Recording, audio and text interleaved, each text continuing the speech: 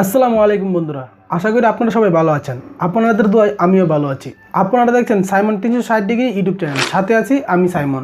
আজকের এই ভিডিওতে আমি আপনাদের সাথে আলোচনা করব কিভাবে নতুন একটি ইমো অ্যাকাউন্ট খুলবেন, ইমো অ্যাপটি কীভাবে ডাউনলোড করবেন। ইমো অ্যাপটি ডাউনলোড করার জন্য প্লে স্টোরে সার্চ করবেন ইমো লিখে, তাহলে আপনাদের সামনে ইমো অ্যাপ্লিকেশনটি চলে আসবে, ওইখান থেকে ডাউনলোড করে নেবেন।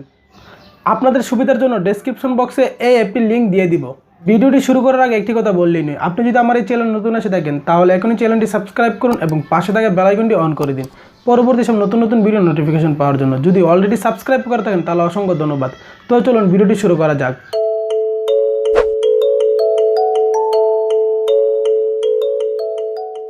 মোবাইল স্ক্রিনে চালু হওয়ার পর অবশ্যই মোবাইল ডাটাটি অন রাখবেন। এরপর ইমো অ্যাপটিতে চলে যান। ইমো অ্যাপটিতে চলে আসার পর আপনাদের কাছে পারমিশন চাইবে। যদি পারমিশন চাই তাহলে সবগুলোকে অ্যালাউ করে দিবেন। এরপর আপনি যে মোবাইল ফোনের নাম্বার দিয়ে ইমোটি খুলতে চান সেই মোবাইল ফোনের নাম্বারটি এখানে বসিয়ে দিন।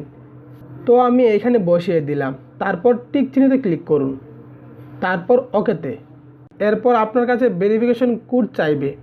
যে নাম্বারটি বসিয়ে টিক চিহ্নতে ক্লিক করেছিলেন সেই নাম্বারে একটি কোড চলে যাবে, ওইখান থেকে কোডটা বসিয়ে দিন।